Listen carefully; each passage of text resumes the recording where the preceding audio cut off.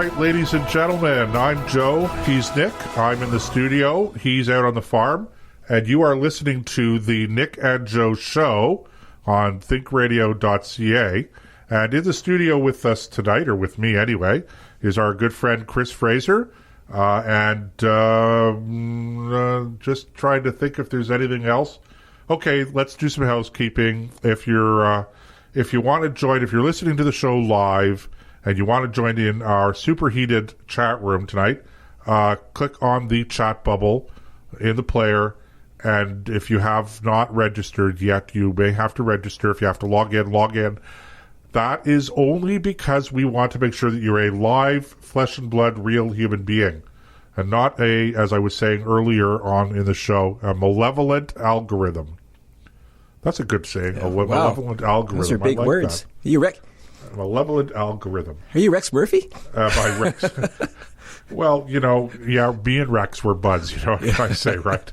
I can just imagine you and Rex being buds. Yeah, well, Rex Murphy is not a bad guy, and his head is generally screwed on the right way, which begs the question: how is it he survived? How is it he survived as long as he has at CBC? I just don't know. Because he is their token conservative. A token conservative. Oh, okay. He's not on CBC anymore, though. Isn't he? I don't think so. I think doesn't he still do cross country checkup? I think he writes for the Post now. He's with the Post, yeah. But he still does cross country checkup, doesn't he? No, he doesn't. No, he's been off that for years. Oh my goodness gracious! Yeah. I'm telling you, he's not with CBC anymore, guys. No. Maybe he saw the light. It could be. Okay. Maybe the Post paid him more money. All right. Let's get serious now, okay? A little bit of a different topic. You want to get serious now after this show? A little bit of a different topic than we've been on lately. This is what I'm going to say now is not new. If you follow Hollywood and you follow what some of these big stars are talking about, etc., you probably have come across some of Denzel Washington's comments. Now, Denzel Washington is not, or would not like, I would assume, characterize himself as a conservative. I don't think so. Denzel Washington probably did not vote for Donald Trump. That would be my guess. Mine too. But Denzel Washington, is talking about somebody who has his head screwed on right. I think he does. And I have a clip I'm going to play here with, if you guys don't mind.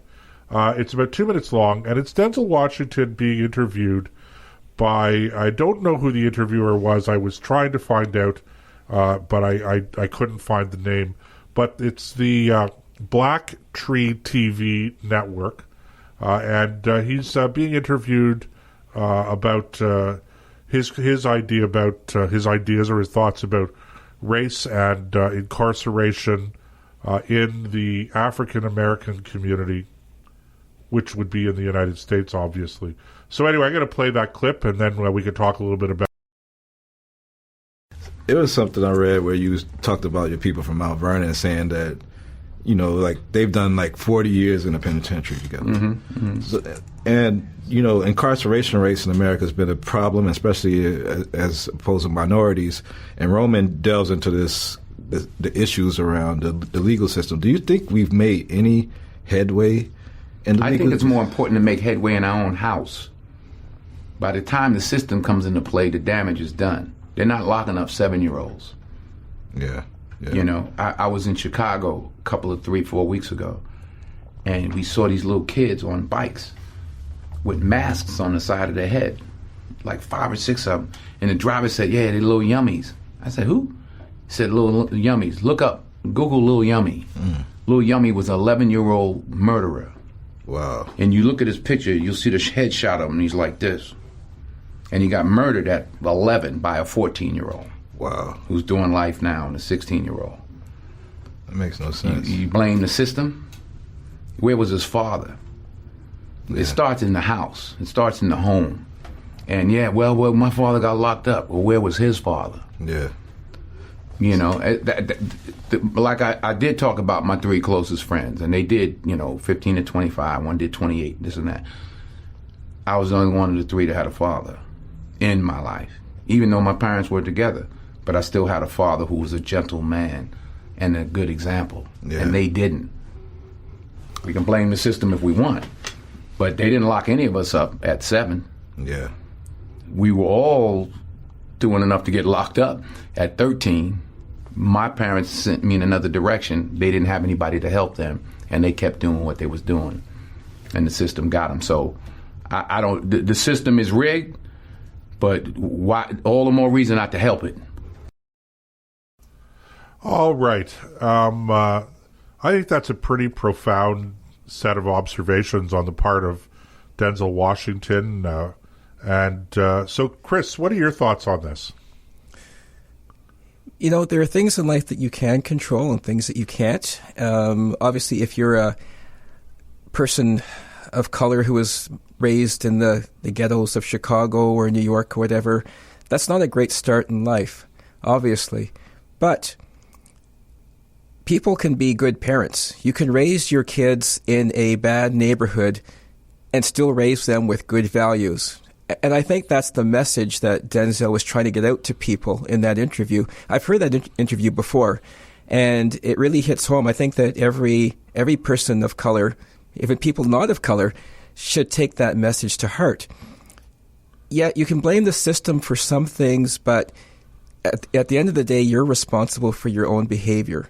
And if you want to have a better future, then do the things that create a better future for you. Don't look for someone. Don't blame what happened in the past.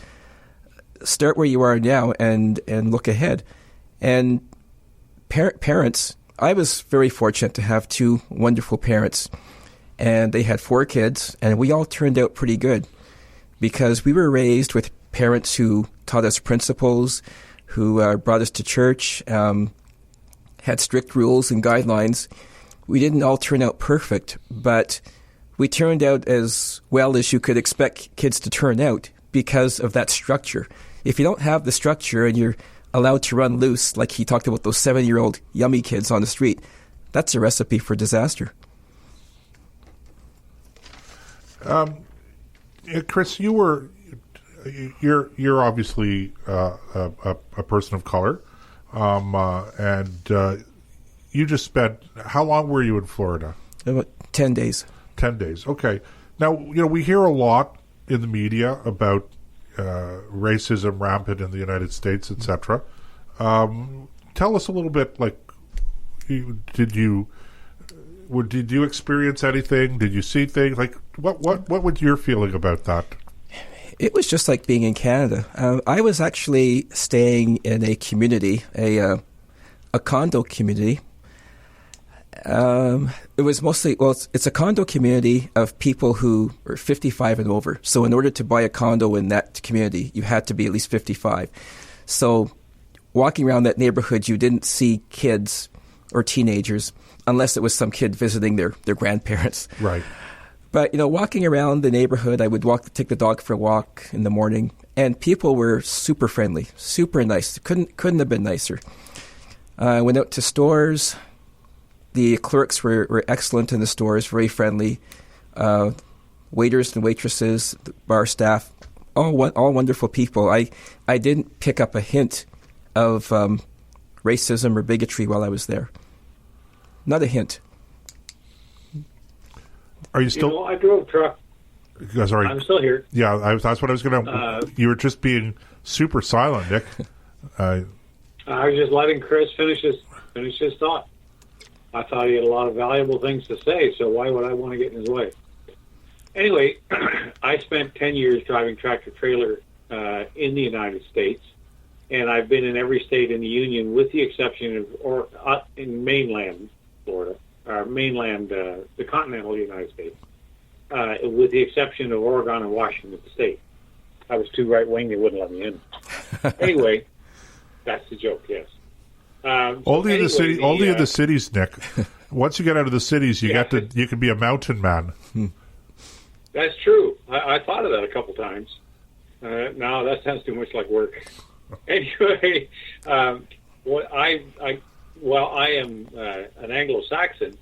I can't come at it with the same set of eyes that Chris does. But I don't remember in the 10 years that I drove anyone behaving towards anyone else in what you would call a racist manner. Caucasian, sorry, wrong term. Okay, sorry.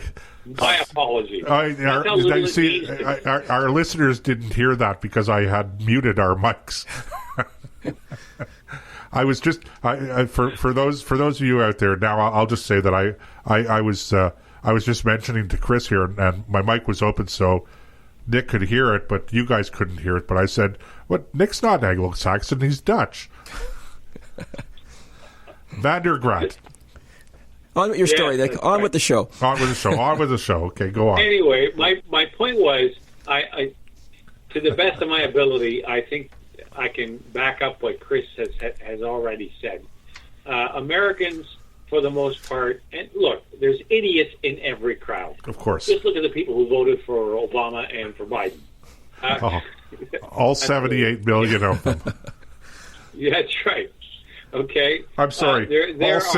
All 70 million of them, and then the rest were just duplicates. Let's not go down that road again. Not tonight. Okay. Anyway, the point I'm trying to make is the ones that I came in contact with. Right. And after 10 years, that's more than one or two. It's not 315 million, but it's not one or two. Right.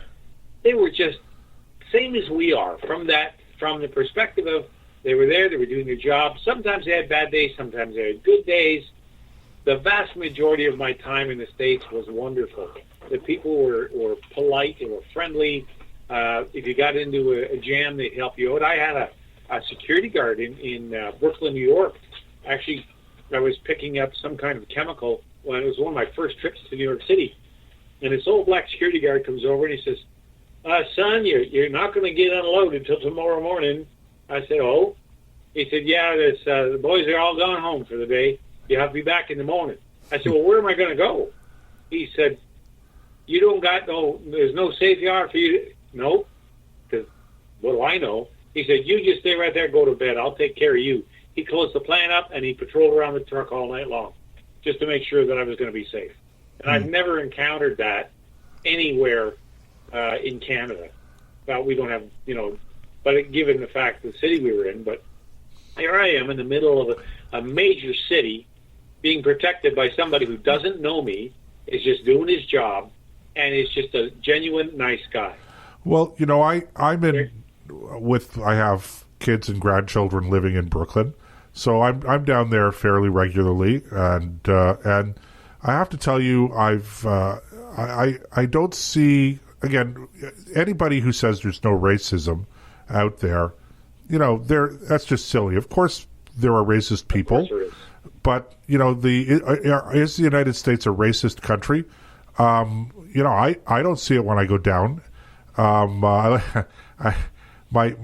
favorite Brooklyn story is I had a flat tire in Brooklyn, and I'm driving around trying to find a place to have the tire changed. It wasn't totally flat; it was just I had a leak in the tire, and so I pull into this place that I was directed to. Nick, you might understand what I'm saying this when I say Utica Avenue, because the Utica Avenue in Brooklyn is like all tire shops, car repair places, or detailing shops like car washes, or churches. Yep. Every block there's 3 storefront churches all down. That's right.